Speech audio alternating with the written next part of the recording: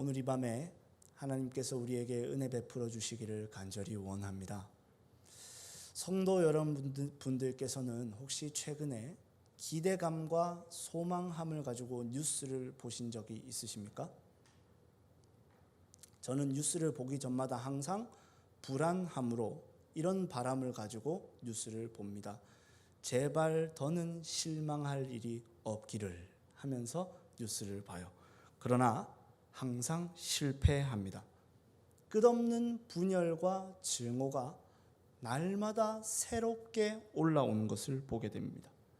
뿐만 아니라 이런 실망스러운 뉴스와 소식들이 단지 우리나라 정치권과 나라에만 있는 것이 아니라 한국 교회 안에서도 있다는 것을 계속되는 소식을 통해 확인하게 됩니다. 우리는 늘 보는 것으로 인하여 실망하고 좌절합니다. 지금도 그리하여 많은 사람들이 신앙에서 떠나고 교회에 대한 신뢰를 저버리며 세상은 교회에 대한 기대를 포기하고 있습니다. 이 세상은 지금도 기본적으로 목사를 간절히 필요로 하면서도 목자가 되려고 하지 않습니다. 왜냐하면 그것은 손해를 보는 일이기 때문에 그렇습니다. 그리고 목자가 되려고 하는 사람들도 다 목자 되기에 실패하고 맙니다.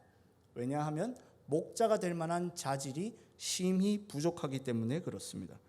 세상은 지금도 타락과 방황으로서 부르짖고 있습니다. 목자가 어디 있냐고 말입니다. 교회도 크게 다르지 않습니다. 교회의 넘어짐과 경솔함은 교육의 결핍이 아니라 훈련이나 자질의 부족함 때문이 아니라 목자의 부재 때문입니다. 양과 같이 연약하고 쉽게 넘어지는 교회는 날마다 목자가 필요한데 목자가 잘 없습니다. 애초에 목자가 없으면 양무리도 목장이라는 것도 존재하지 않게 되는데 말입니다. 그러면 우리에게는 소망이 있는가? 우리에게 소망은 어디 있는가라고 하는 질문은 언제나 우리에게 목자가 있는가? 그 목자가 누구신가? 그 목자가 어떤 분이신가에 달려있는 것이겠죠. 그래서 저는 오늘 말씀을 통해서 우리의 위로, 교회의 소망, 우리의 목자가 누구시며 그분이 어떤 목자이신지를 오늘 말씀을 통해 증거하도록 하겠습니다. 첫째로 예수님만이 우리의 유일한 목자가 되십니다. 목자라고 하는 것은 양떼들이 먹을 풀밭으로 인도하고 그릇된 길로 빠지는 양들을 건져내서 다시 올바른 길로 인도하며 밤이 되면 울타리 안으로 들여보내고 또한 늑대와 곰과 사자로부터 양을 보호하는 사람을 지칭합니다. 오늘 읽은 본문에 속해 있는 요한복음 10장에서 예수님께서는 자신을 끊임없이 선한 목자로 드러내시면서 계속해서 반복적으로 예수님과 예수님이 아닌 다른 사람들을 대립하여 설명하고 계십니다. 1절과 8절을 보십시오. 1절과 8절에서는 다른 사람들을 절도며 강도다라고 말씀하시고 5절에서는 그들을 타인, 다른 자들이라고 말씀하시고 12절에서는 그들을 삭군이라고 말씀하십니다. 요지는 간단합니다. 다른 목자는 없다는 겁니다. 예수님 외에 다른 목자는 없다는 거예요. 만약에 목자가 있다고 생각했다면 그것은 착각이고 잘못된 설정이라는 겁니다. 에스겔서 34장을 보시면 이스라엘 백성들을 섬기기 위해서 세우신 목자들이 부패하여 그들을 꾸짖는 하나님의 말씀이 등장을 해요.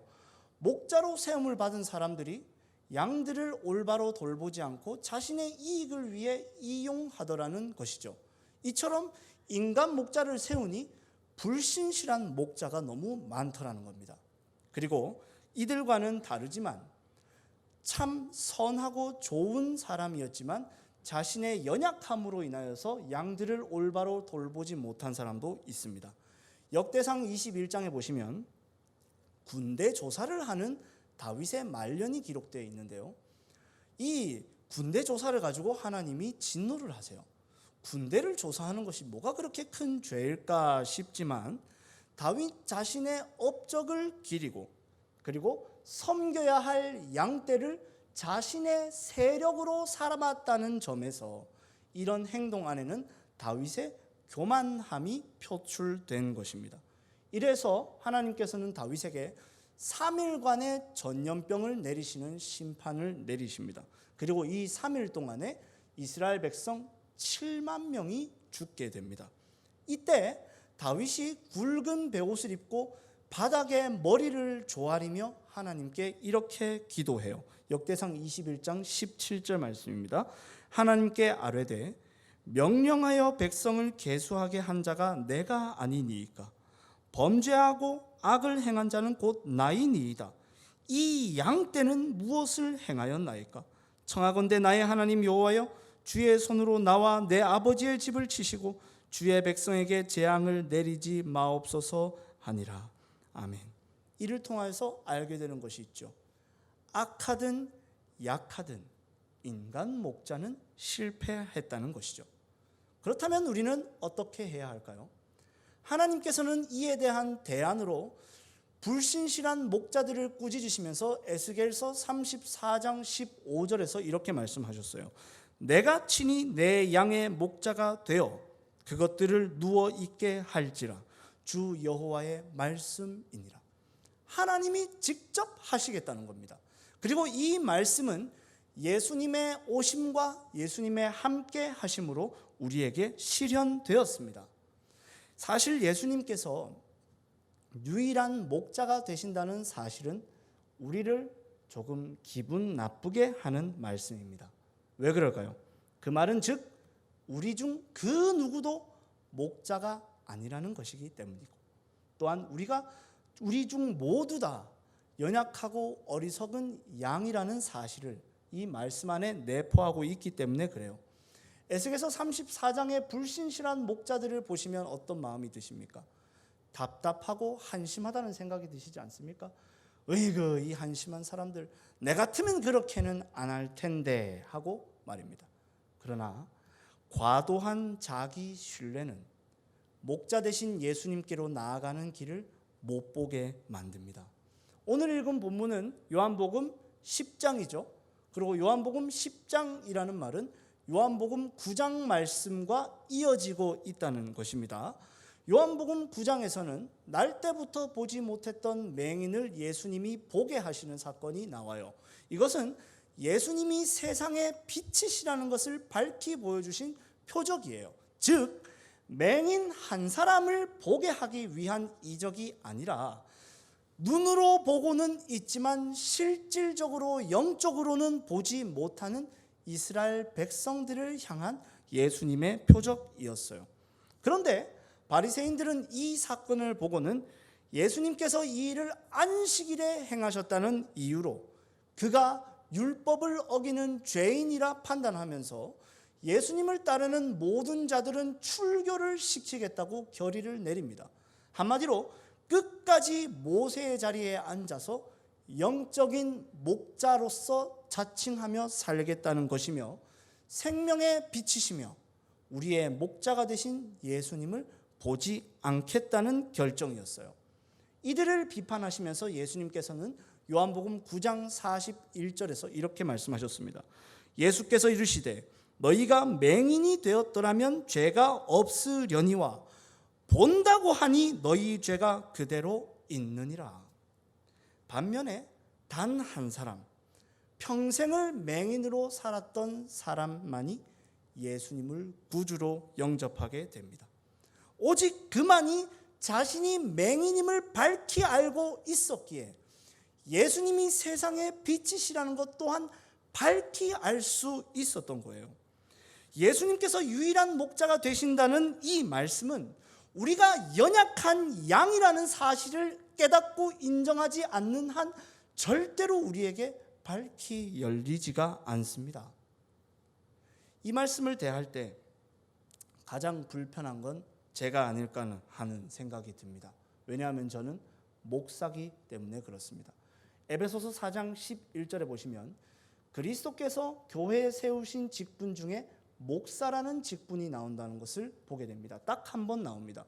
여기에 대한 헬라어 단어가 포이멘이라고 하는 단어인데 목자라고 하는 의미예요.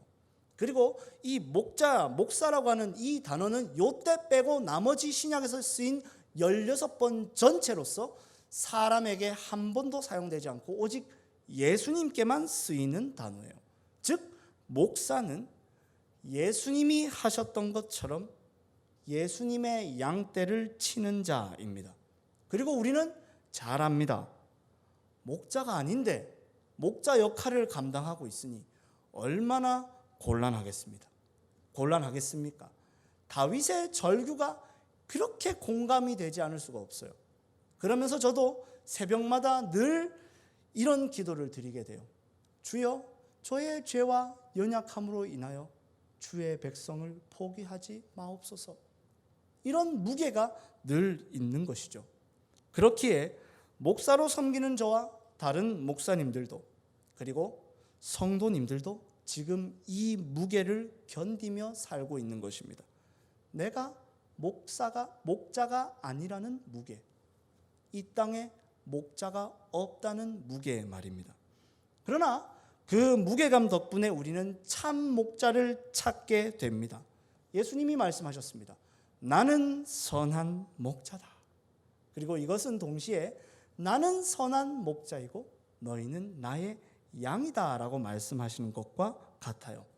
그제서야 우리는 우리에게 맡겨진 역할의 그 무게가 나에게로 오라고 하시는 예수님의 손짓이었다는 사실을 깨닫게 됩니다.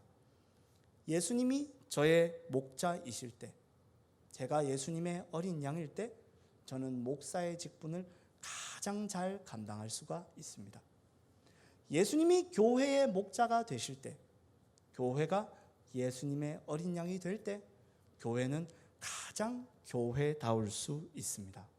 사랑하는 성도 여러분, 이 땅을 사는 우리가 과연 사람에게 실망하지 않을 수 있을까요? 아니면 양과 같은 우리가 기름과 넘어짐 없이 이 땅에서 살아갈 수 있겠습니까? 오히려 우리가 실망한 그 사람이 양이라는 사실을 알게 된 덕분에, 길을 잃고 넘어진 덕분에 우리에게 목자이신 예수님이 필요하다는 사실을 깨닫게 됐죠. 그리고 우리가 지고 있었던 무게를 우리는 드디어 은혜였다고 고백할 수 있는 사람들이 되었습니다. 사랑하는 성도 여러분, 예수님 외에 목자가 없습니다. 이 사실을 믿으시기를 바랍니다. 우리는 연약한 양이라는 사실을 늘 인정하고 오직 예수님만을 우리의 목자로 삼아 살아가시는 저와 여러분들이 되시기를 바랍니다. 둘째로, 예수님은 양을 위하여 자기의 목숨을 버리시는 목자이십니다. 이것이 바로 예수님이 선한 목자시라는 말의 핵심적인 의미예요. 예수님께서는 오늘 본문 11절과 15절에서 선한 목자이신 예수님과 삭군의 결정적인 차이가 무엇인지를 반복해서 설명하고 계세요. 그 특징은 뭐냐면 예수님은 양들을 버리지 않고 양들을 위해 자기의 목숨을 버린다는 것입니다. 이것은 일반적인 목자에 대한 이해를 완전히 넘어서는 거예요. 물론 다윗도 사자와 곰 앞에서 양들을 위해 목숨을 걸고 싸웠죠. 그러나 목숨을 버리지는 않았습니다. 아예 이 세상에 존재하지 않는 목자를 설정해 놓고 계시는 거예요. 이 말씀을 듣는 당시에 사람들은 이 말씀을 이해할 수 없었어요. 그러나 우리는 이 말을 잘 알고 있습니다. 예수님의 이 말씀은 예수님께서 지실 십자가를 미리 바라보고 말씀하고 계시는 것입니다. 십자가는 단순히 손과 발에 못이 박히는 육체적인 고통을 주는 형벌이 아닙니다. 오히려 고대 시대 때 십자가라고 하는 것은 육체적인 고통보다는 그 사람의 명예를 가장 밑바닥으로 실추시킬 수 있고 더럽힐 수 있는 모욕적인 형벌이었어요.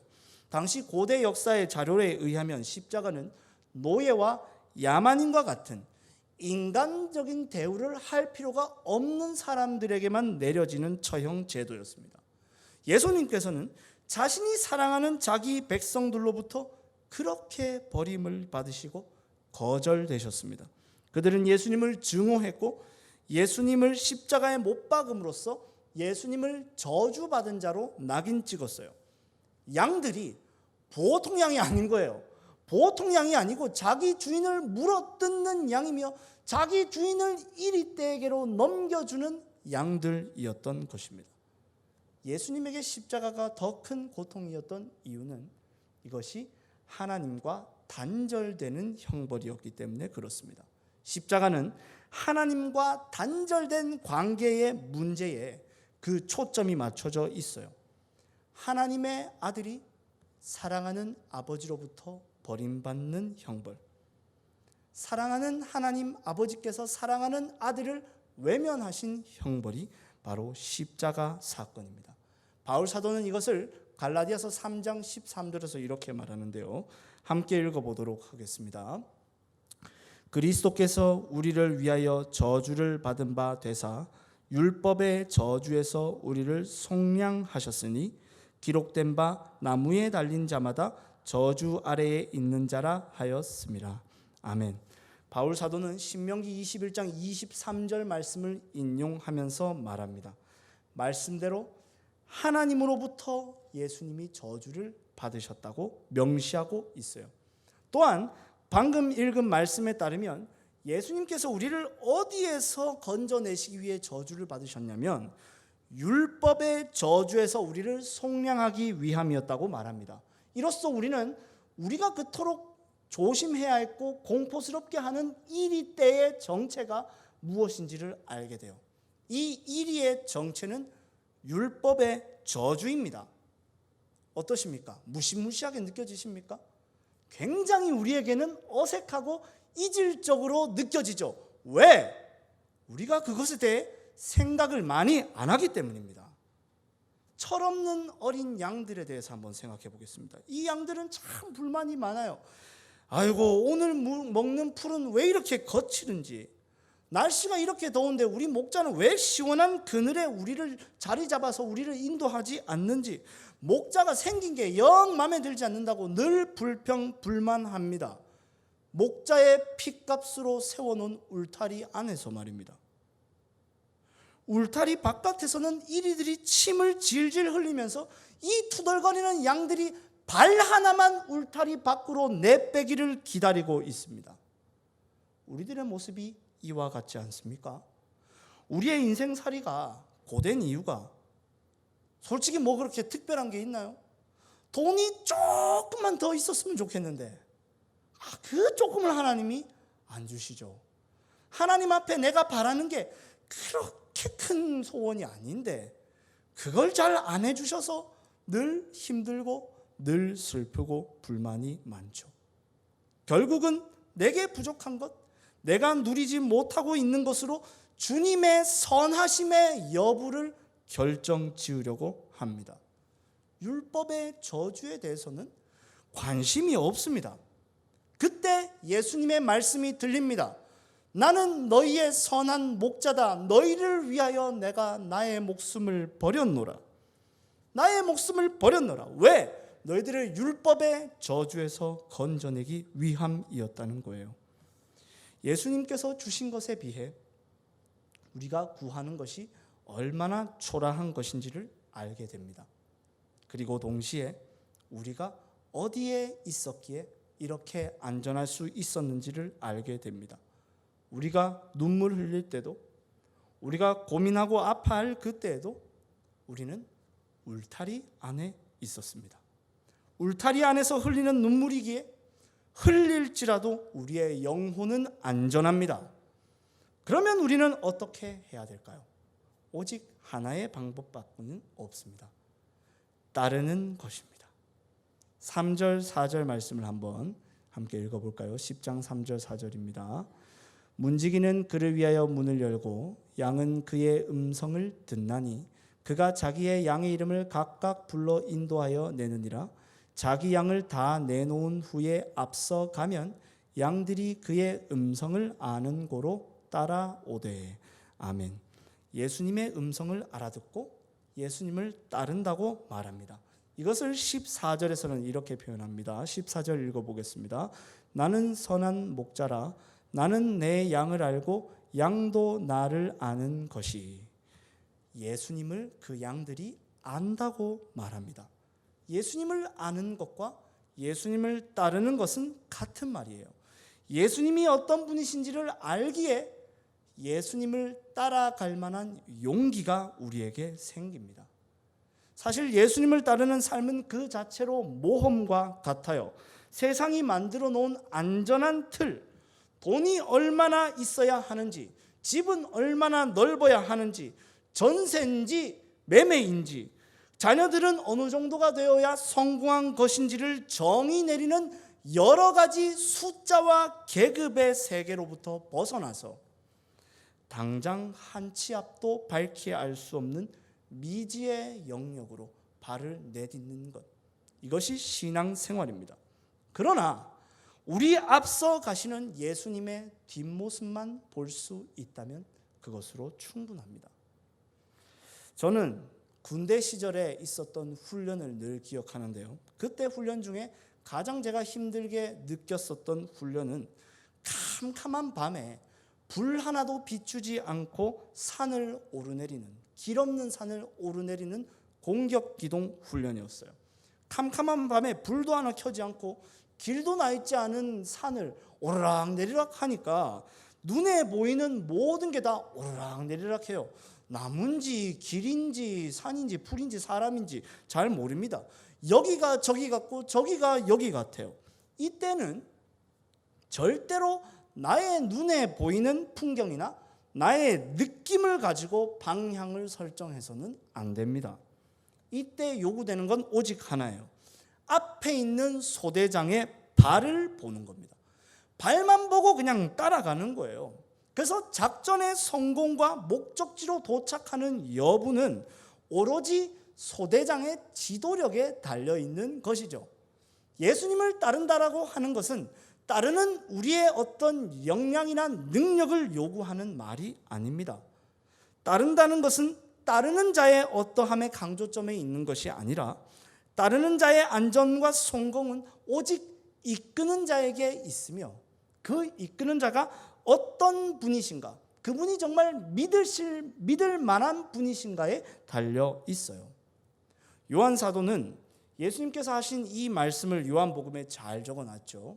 그리고 후에 말년에 반모섬에 유배를 가게 되었을 때 하나님의 나라를 환상으로 보게 됩니다. 그러면서 사도 요한은 자신을 이렇게 소개하는데요. 예수님의 환난과 나라와 참음에 동참하는 자다, 이렇게 소개를 합니다. 여기서 동참한다는 말은 함께 따른다라고 하는 파트너라고 하는 뜻입니다. 그리고 그는 이렇게 하나님의 나라와 참음에 동참하고 있으면서 놀라운 광경을 목격하게 돼요. 그것이 요한계시록 7장 16절 17절 말씀입니다. 함께 읽어보도록 하겠습니다. 그들이 다시는 줄이지도 아니하며 목마르지도 아니하고 해나 아무 뜨거운 기운에 상하지도 아니하리니 이는 보좌 가운데 계신 어린 양이 그들의 목자가 되사 생명수 샘으로 인도하시고 하나님께서 그들의 눈에서 모든 눈물을 씻어 주실 것임이라. 아멘. 그 나라에서도 예수님은 여전히 우리의 목자로 계십니다. 눈물 범벅이 돼서 눈물 자국이 깊이 패여 있는 얼굴을 한 우리를 예수님은 생명수로 인도해 가십니다. 그리고 하나님께서는 그 눈물로 얼룩진 얼굴을 생명수로 씻어 주십니다. 우리의 눈물은 그때부터 더 이상 불행하고 더러운 눈물이 아니라 하나님이 씻겨 주실 눈물이 됩니다. 많이 흘리면 흘릴수록 좋습니다. 생명수에 씻겨주는 은혜도 더 많이 누리게 될 것이기 때문입니다. 말씀을 마무리하겠습니다. 사랑하는 성도 여러분, 우리는 앞으로 어떻게 될까요? 잘 모르겠습니다. 저는 어떻게 될까요? 그리고 성산교회의 미래는, 우리의 자녀들은 어떻게 될까요? 저는 한치 앞을 모르겠습니다. 확실한 건 여전히 우리는 양일 것입니다. 세월이 지난다고 해서 지금 양인 우리가 곰이나 사자로 진화되지 않을 것입니다. 그리고 변함없이 우리가 연약한 양이기에 예수님도 변함없이 우리의 목자 되실 것입니다. 아마도 계속 아등바등 살겠죠. 조마조마할 것입니다. 훌쩍훌쩍하며 살 거예요. 울타리 안에서 말입니다. 우리가 지금 모여서 기도하고 말씀을 상고하고 찬양함은 울타리 안에서의 아등바등거림인 것입니다. 예수님이 우리의 목자로 계시는 한 우리는 못났을지라도 두려워할지라도 안전할 것입니다.